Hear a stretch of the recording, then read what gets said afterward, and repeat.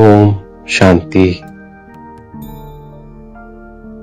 நான் சொர்க்கத்தின் ராஜ்ய பாக்கியத்தை பெறக்கூடிய ஆத்மா. நான் சதா சிரேஷ்ட கர்மம் செய்கின்ற ஆத்மா. நான் அழியாத அதிர்ஷ்டசாலி ஆத்மா. நமக்கு நினைவு மற்றும் படிப்பின் மூலமாகவே இரட்டை கிரீடம் கிடைக்கின்றது. எனவே நம்முடைய லட்சியத்தை முன்னால் வைத்து தெய்வீக குணங்களை தாரணை செய்கின்றோம்.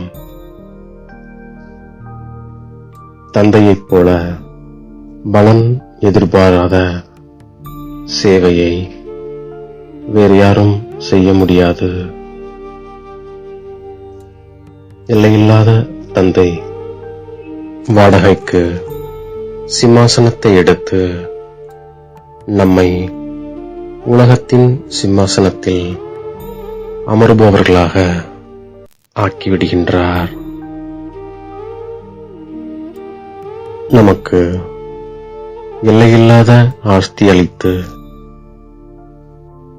சுகமுடையவர்களாக ஆக்குவதுதான் தந்தையின் சேவையாகும். தந்தை மயில் சிம்மாசனத்தில் அமர்வதில்லை. ஆனால் நம்மை மயில் சிம்மாசனத்தில் அமர்த்தி விடுகின்றார். தந்தைக்கோ ஜடமான கோயில்கள் அமைக்கின்றார்கள். ஆனந்தமோ நமக்குத்தான். ஏனெனில் சொர்க்கத்தின் ராஜ்ய பாக்கியத்தை நாமே பெறுகின்றோம். நாம் இப்போது நம்மை ஆத்மா என்று உணர்ந்து தந்தையை நினைவு செய்கின்றோம். நாம் சாந்தி தர்மத்திலிருந்து இங்கு வருகின்றோம். எல்லையில்லாத தந்தை எல்லையில்லாத மகிழ்ச்சி, எல்லையில்லாத ஆஸ்தியைத்தான் அவசியம் அளிக்கின்றார். தந்தை நமக்கு மிகவும் சகஜமான வழியை கூறுகின்றார். இப்பொழுது நாம் இந்த துக்கதாமத்தை புத்தியிலிருந்து நீக்கிவிடுகின்றோம். தந்தைதான் துக்கத்திலிருந்து வெளியேற்றி நம்மை சுகதாமத்திற்கு அழைத்து செல்கின்றார். நாம் இப்போது சாந்திதாமம் மற்றும் புது உலகத்தை நினைவு செய்கின்றோம். தந்தை நமக்கு சுயநலமற்ற சேவை செய்கின்றார். நம்மை சுகமுடையவர்களாக ஆக்கிவிட்டு அதன் பிறகு வானப்பிரஸ்தம் பரந்தாமத்தில் அமர்ந்து விடுகின்றார். நாம் தெய்வீக குணங்களை தாரணை செய்து தேவதையாக ஆகின்றோம். பழைய உலகம் முடிவதற்கான நேரம் வரும்பொழுது தந்தை வருகின்றார். இப்போது நாம் தேக அபிமானத்தை விடுத்து ஆத்ம அபிமானியாக ஆகின்றோம். சிவ தந்தையின் நினைவில்தான் சோமநாதரின் கோவில் அமைத்திருக்கிறார்கள். தந்தை நம்மை இரட்டை கிரீடமுடையவராக ஆக்குகின்றார். அது இந்த நினைவு மற்றும் படிப்பின் மூலமாகத்தான் நமக்கு கிடைக்கின்றது. தந்தைதான் சத்தியமான கண்டத்தினை ஸ்தாபனை செய்கின்றார்.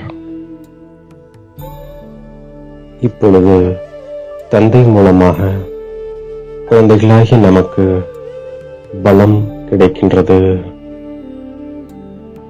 முழு உலகிற்கும் எஜமானராக ஆகின்றோம்.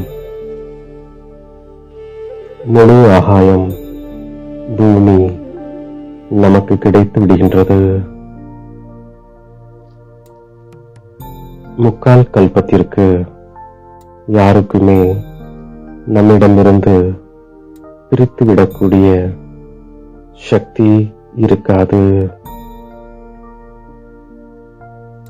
இந்த சமயம் தந்தை நமக்கு கர்மம் அகர்மம் விகர்மத்தின் கதி பற்றி புரிய வைக்கின்றார். இப்பொழுது நமக்கு ஒரே ஒரு சத்குரு கிடைத்திருக்கின்றார். இது ஆதியும் அந்தமும் இல்லாத நாடகமாகும். இறைவன் ஒருவரே. இது போன்ற படிப்பு மீண்டும் 5000 வருடங்களுக்கு பின்னால்தான் நமக்கு கிடைக்கும்.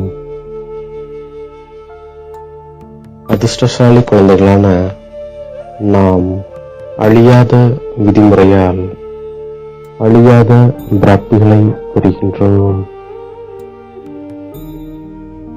நம்முடைய மனதிலிருந்து ஆஹா ஆஹா என்ற கீதம் ஒலித்துக் கொண்டே இருக்கின்றது. ஆஹா பாபா, ஆஹா அதிர்ஷ்டம், ஆஹா இனிய குடும்பமே,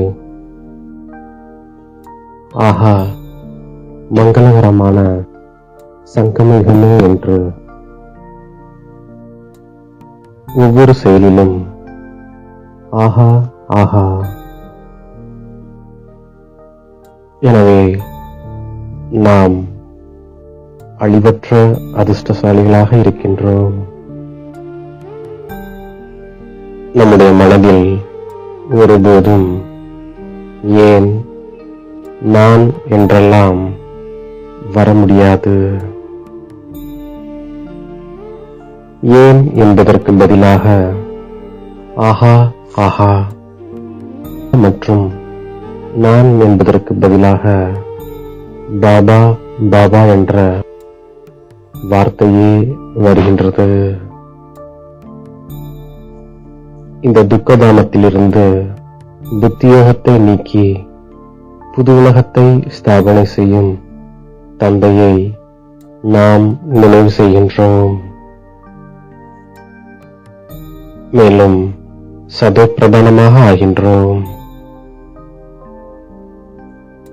தந்தைக்கு சமமாக அன்பு கடல், சாந்தி மற்றும் சுகத்தின் கடலாக நாம் ஆகின்றோம்.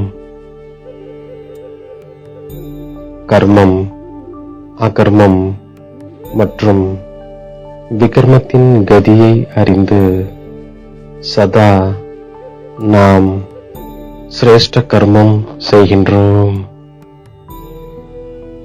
எப்போதும் ஊக்கம் உற்சாகத்திலிருந்து மனதில் மகிழ்வான பாடலை பாடிக்கொண்டிருக்கும் அழியாத அதிர்ஷ்டசாலி ஆத்மா நாம். நினைக்கும் எண்ணம் அனைத்திலும் அழியாத அரச முத்திரையை குத்திவிடுகின்ற ஆத்மா நாம். நம்மை தேடி கண்டெடுத்த இனிமேலும் இனிமையான தாயும் தந்தையுமாகிய பாப் தாதாவிற்கு கோடான கோடி நமஸ்காரங்கள். ஓம் சாந்தி.